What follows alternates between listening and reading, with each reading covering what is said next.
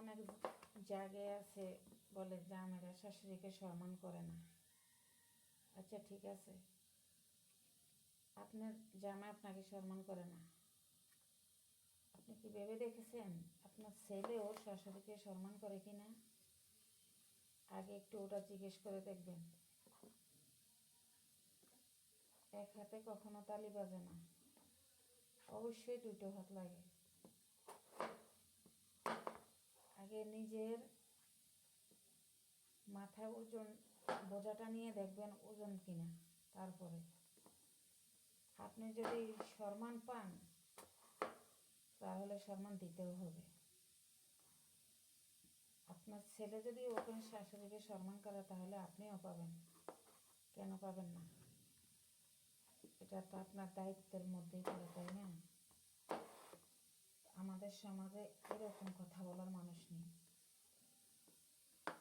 আছে কতগুলো খোঁচা দেওয়ার মানুষ।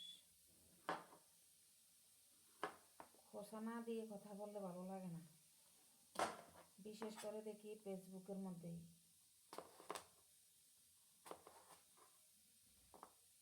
এটা হলো আমাদের দেশের অবস্থা, আমাদের বাঙালিদের অবস্থা।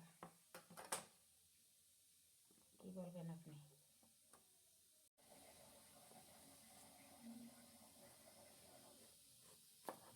নতুন পেঁয়াজ কারা কারা কিনতেছেন, খাইতেছেন?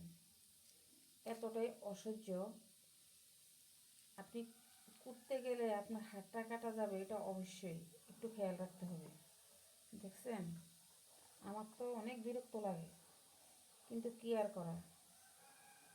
এটার মধ্যে আরেকটা আবরণও আছে, দেখবেন এই আবরণটার কারণে হাত কাটা যেতে পারে।